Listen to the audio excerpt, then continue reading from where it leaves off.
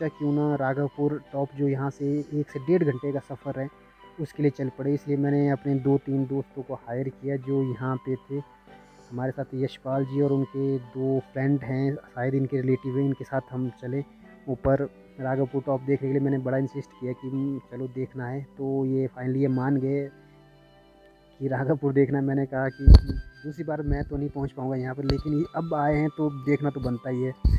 अभी जो धाम का अरेंजमेंट इन्होंने रखा है वो थोड़ा सा लेट होगा, 1:30 से 2 बजे तक, तो इसलिए हमने सोचा क्यों ना राघवपुर टॉप की देखा जाए। बड़ा कुल्लू का फेमस जगह है तो देखा जाए। जलोड़ी पास से भी आप जा सकते हैं, अगर राघवपुर टॉप की तरफ जाना चाहते हैं तो आप जा सकते हैं। राघवपुर जलोड़ी पास से आई थिंक 1 घंटे का सफ़र है, आप राघवपुर टॉप पहुंच सकते हैं। राजाओं के समय का किला है तो एक हिस्टोरिकल प्लेस है, तो आप आ सकते हैं। अब हम जैसे जैसे हाइट पे चढ़ रहे थे ऊपर तो हमें बर्फ़ दिख रही थी। मेरे जूते तो मैं क्या कहूँ, बहुत ही सिंपल फ्लैट शूज़ लेके गया था। जब बर्फ़ में चल रहा था उन्हें चलने में मुझे थोड़ी सी दिक्कत हो रही थी, लेकिन मुझे तो टॉप देखना था, इसलिए मैंने सोचा क्यों ना थोड़ा सा ऊपर की ओर चला जाए। अभी आप जो ये रास्ते का नज़ारा देखेंगे, बर्फ़ काफ़ी थी। मई महीने में इस तरह का बर्फ़ का गिरना आई थिंक बहुत सालों के बाद मई महीने में बर्फ़ गिरी होगी। आइए मैं अब आपको थोड़ा सा ऊपर की तरफ ले चलता हूँ। से थोड़ा सा नीचे हम अभी, आप देख रहे हैं बर्फ़ अब बढ़ती जा रही है कंटिन्यू। थोड़ा सा हम हाइट पे आ गए हैं और हमारे साथ 3 दोस्त साथ में चले, लेकिन मई के महीने में इतनी बर्फ़ का नज़ारा कुछ और ही तरीके का है।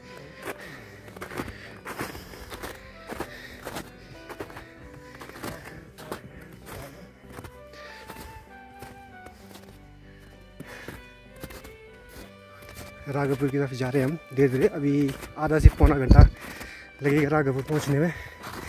थोड़ा सा बर्फ़ ज़्यादा है, गहराई यहाँ पे। ये पीछे वाला एरिया देख रहे हो, खरसू की हाइट है अप्रोक्सीमेट 2500 मीटर से ऊपर हम चढ़ चुके हैं इस वक्त, तो सांस लेने में थोड़ी सी दिक्कत हो रही है।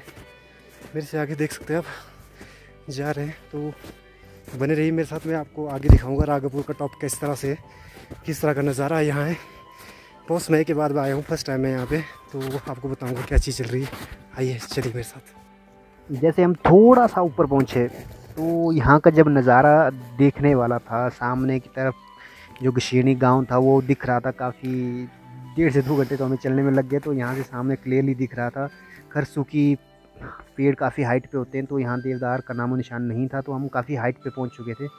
तो अभी मैं आपको थोड़ा सा आगे की ओर ले चलता हूँ कि थोड़े से समीप पहुँच गए हैं। अभी आप देख सकते हैं हम काफ़ी हाइट पे है, अप्रोक्सीमेट 10,000 फुट के आसपास पहुँच चुके हैं। थोड़ा सा नज़ारा हट के है यहाँ का, देवदार यहाँ से गायब है। खरसू के पेड़ जो अप्रोक्सीमेट 2500 मीटर से ऊपर लगते हैं, वही देख सकते हैं आप। मई के महीने में इस तरह का बर्फ़ का नज़ारा बहुत ही कम देखने को मिलता है। आप थोड़ा सा इधर का नज़ारा देखना चाहेंगे तो बताता हूँ मैं आपको।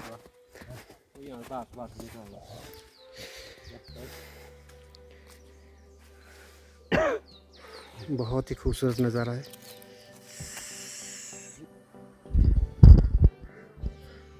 ये जो गांव देख रहे हैं आप नीचे, बहुत ही खूबसूरत गांव है। हम काफ़ी हाइट पे आ गए हैं गाँव, और हम इस वक्त काफ़ी ऊपर आ चुके हैं। आइए मैं आपको थोड़ा सा करीब से दिखाता हूँ। हमारा सफ़र यहाँ नीचे से शुरू हुआ, ये देख सकते हैं आप। इस गांव से आए हम, इस गांव से हम जैसे आए, आप देख सकते हैं ऐसी ऐसी हाइट को होते हुए हम उसके बाद यहाँ पहुँचे आके। बहुत ही सुंदर नज़ारा है। आइए अब मैं थोड़ा सा आपको आगे की तरफ ले चलता हूँ।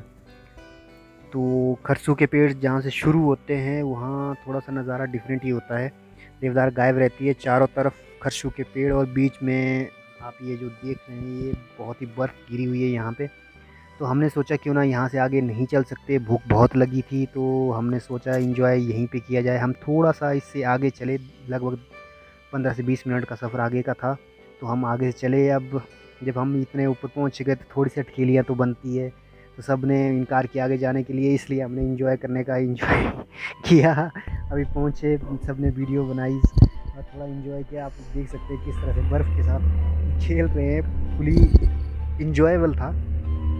तो अगर हम बर्फ़ में पहुँचे और नाचने गाने का इंतज़ाम ना हो तो ऐसा तो हो ही नहीं सकता।